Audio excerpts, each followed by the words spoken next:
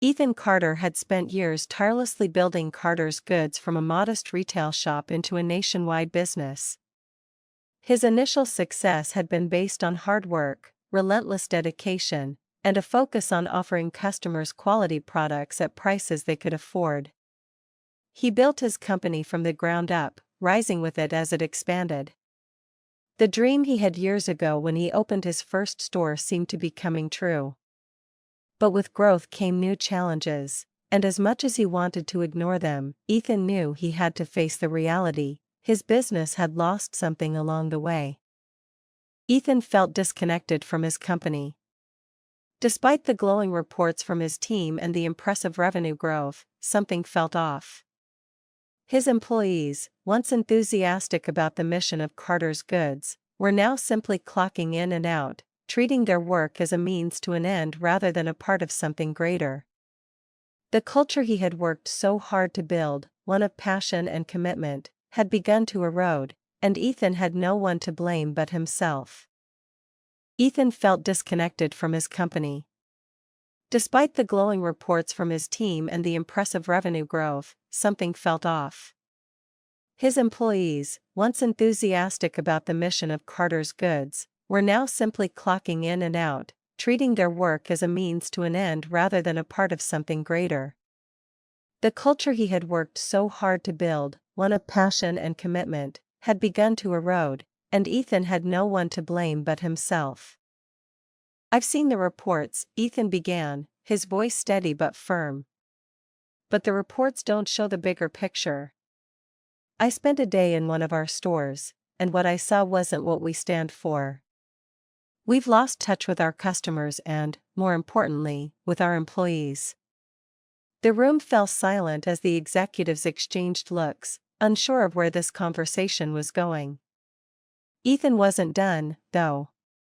He had a plan, one that would shake the entire company but ultimately bring it back to life.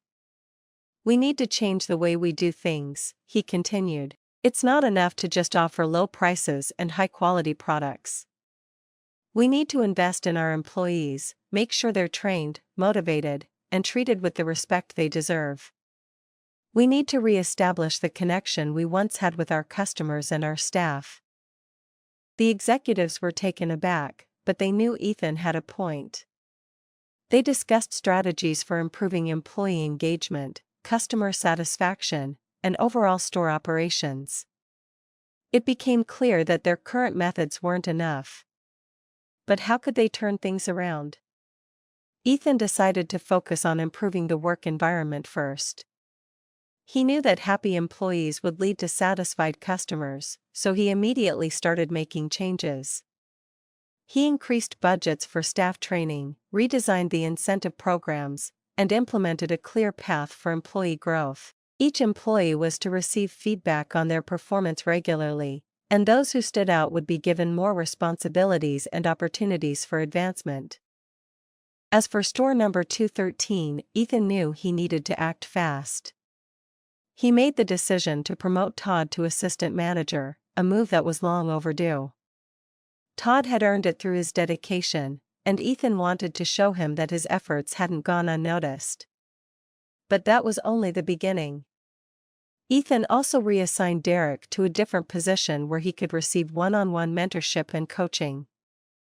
It was clear to Ethan that Derek was capable of doing better, but he needed guidance. Back at the store, employees reacted positively to the changes. Todd, now promoted, started taking on more responsibility. His passion for the store was infectious, and soon the rest of the team began following his lead. Derek, while initially skeptical, slowly started to understand the impact of his behavior on the store's atmosphere. He worked harder and began to connect more with his coworkers. His attitude improved, and he began assisting customers with a more positive and professional demeanor. Ethan kept a close eye on the store's progress. He made frequent visits, often without announcing his arrival, just to see firsthand how the changes were taking effect. What he found was encouraging. The atmosphere had shifted. There was a renewed sense of purpose in the store, and customers were starting to notice. The lines at the customer service counter were shorter, employees were more engaged, and the overall mood in the store was upbeat.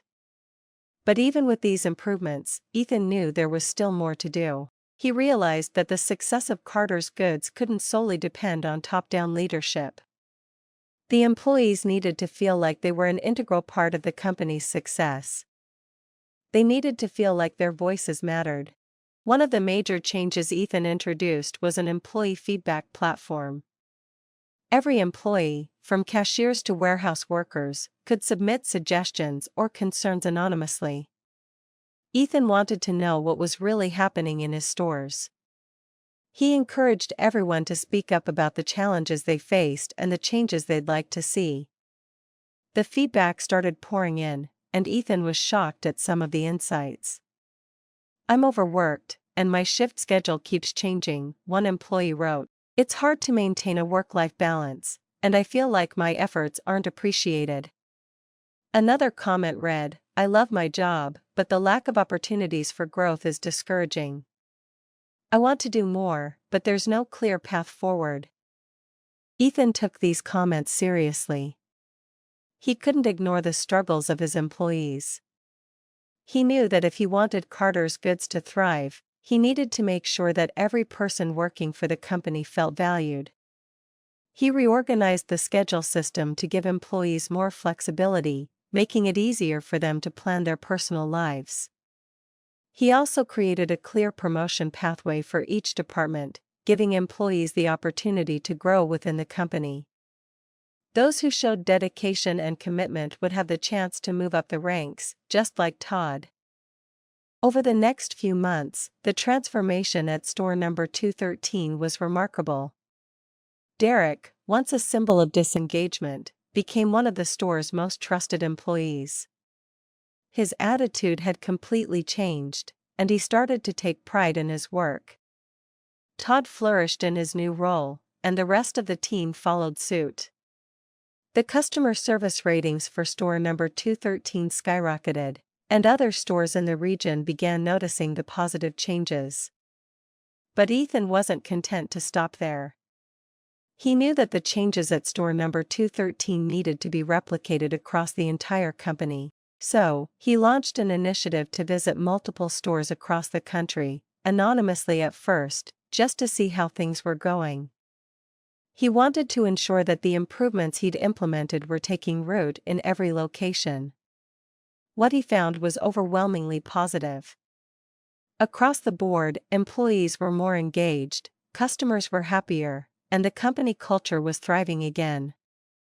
In one of his visits, he met a store manager named Olivia, who had been with Carter's Goods for nearly 15 years. Olivia had started as a cashier and worked her way up the ranks. She told Ethan about the challenges she faced when the company started growing rapidly.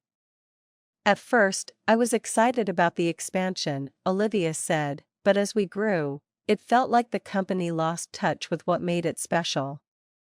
We were expected to do more with less, and the pressure was overwhelming.